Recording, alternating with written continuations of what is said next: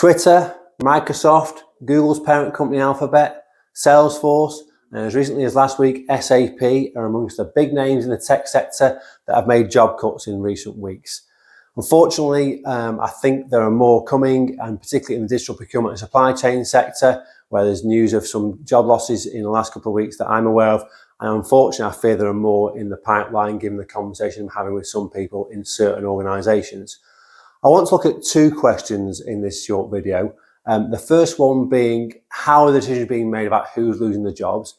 And the second one being, how are those organisations actually executing those job cuts?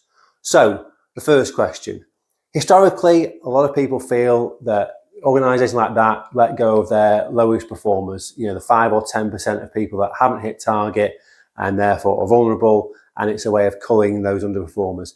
Actually, I'm hearing quite different at the moment. I'm hearing that a lot of this is about costs, particularly in some of the examples I've heard in digital procurement supply chain. So it's not about performance, it's actually about cost. What sort of cost? Well, obviously salary, bonus, maybe equity, stock, they're all in the equation. But also tenure is a factor. How long has somebody been with an organisation? Because of course that impacts what it might cost to actually make somebody redundant. So that's an important thing to consider, particularly if you're hiring, particularly if you want to take advantage of a lot of these great talents coming to the market. You need to understand the circumstances of why somebody's lost their job. And that's the sort of insight we can provide because we've got all that background information, the sort of information that we gather. We can't necessarily share freely, but we can use it to inform our decisions and help our clients. So please bear that in mind.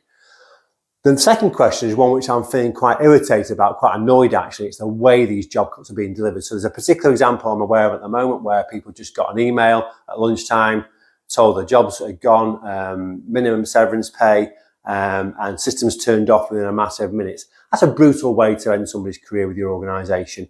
People have got rising costs to pay. Some people have got bigger mortgages coming because of the interest rate rises.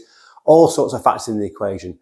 And so what's important here is that we live in a very incestuous market in digital procurement and supply chain. People talk, everyone knows each other. We all see that at the events, former colleagues catching up.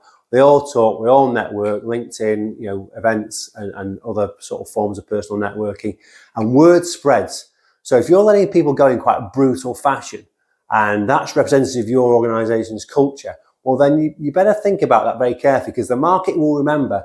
And when you come back to hiring in the future, that sort of behaviour will leave a black mark against your organisation's name and ultimately could cost you in the future for hiring. So think carefully about how you let people go.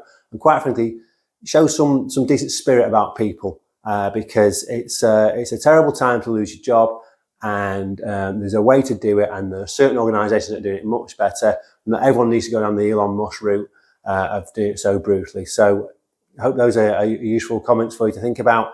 And if we can help you look for a new job, or you want to take advantage of our insight into the market, then of course, please do get in touch. Okay, thank you.